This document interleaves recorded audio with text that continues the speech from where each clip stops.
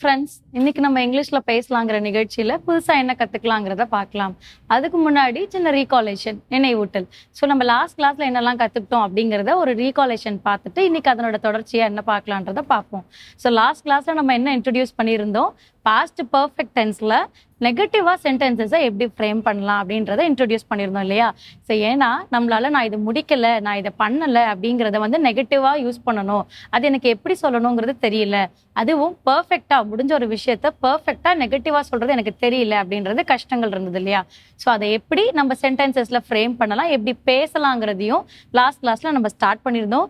நீங்களும் ஹோம்ஒர்க் பண்ணியிருப்பீங்கன்னு நினைக்கிறேன். கான்ன்ற ஒரு ஆக்ஷன் வேர்பை யூஸ் பண்ணி இன்னைக்கு நம்ம அதே நெகட்டிவ் சென்டென்சஸ்ல புதுசா ஒரு ஆக்ஷன் வேர்ப் வச்சிருக்கேன். அதுல நம்ம எப்படி சென்டென்சஸ் ஃப்ரேம் பண்ணலான்றத பார்க்கலாம் வாங்க.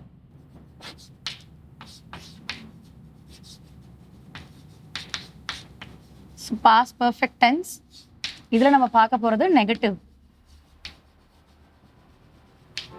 ஸோ நெகட்டிவ் சென்டென்ஸாக இருந்தாலும் சரி, பாசிட்டிவாக இருந்தாலும் சரி, நமக்கு எது வேணும்? ஃபர்ஸ்ட் வேர்ப் ஃபார்ம்ஸ் நமக்கு வேணும். அந்த வேர்ப் ஃபார்ம்ஸை எப்படி வேணும்? V1, V2, V3.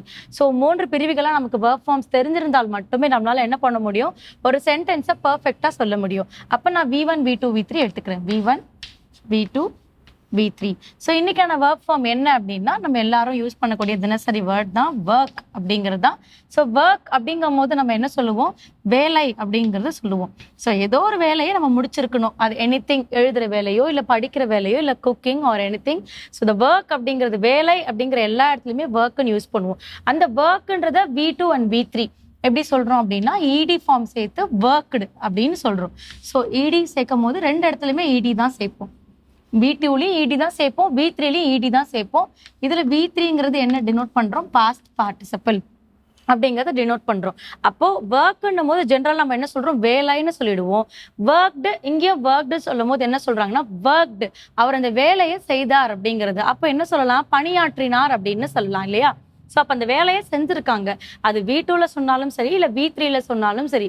நான் இங்கே இவ்வளோ நாள் ஒர்க் பண்ணேன், இல்லை how many days that you have been worked, எவ்வளோ நாள் நீங்கள் இங்கே வேலை பார்த்தீங்க அப்படின்னு என்ன சொல்லலாம்? I had worked past 5 years, இல்லை I had worked past 10 days.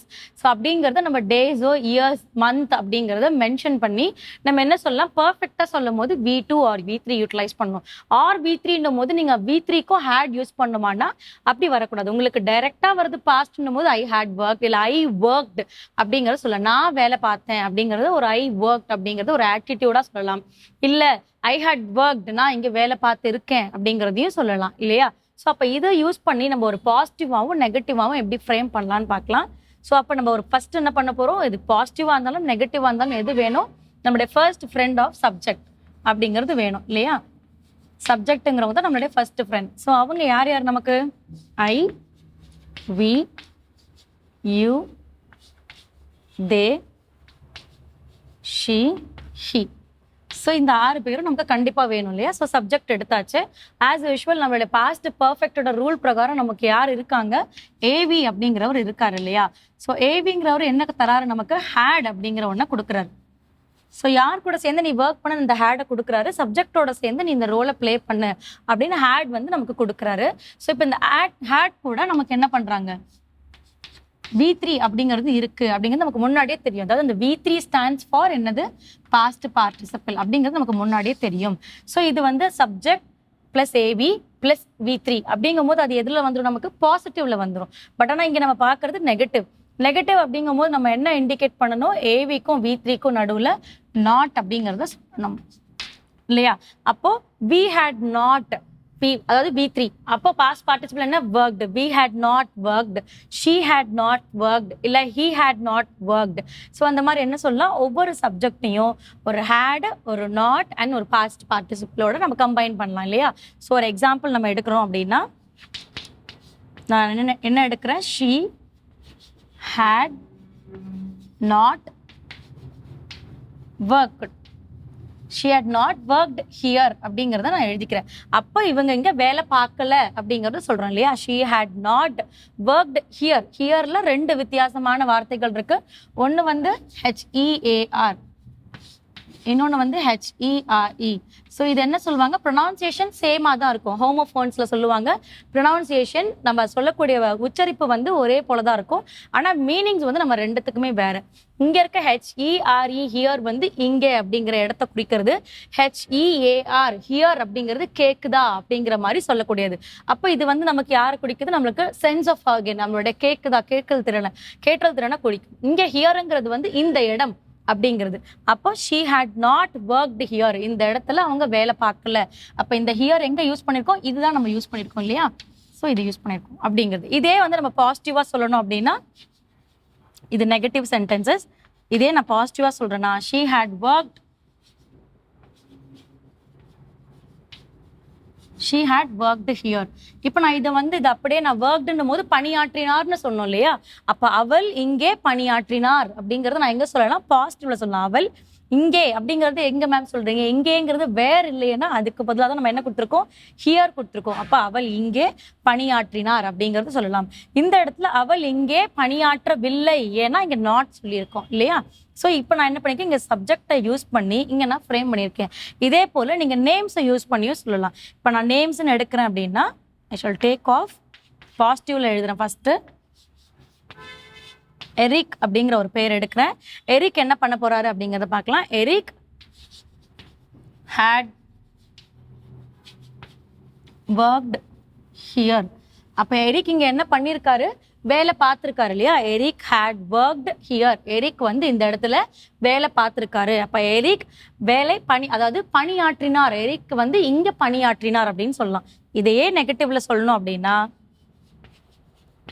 Eric had கூட had not worked here. அப்ப எரிக் என்ன பண்ணல, இங்க பணியாற்றவில்லை.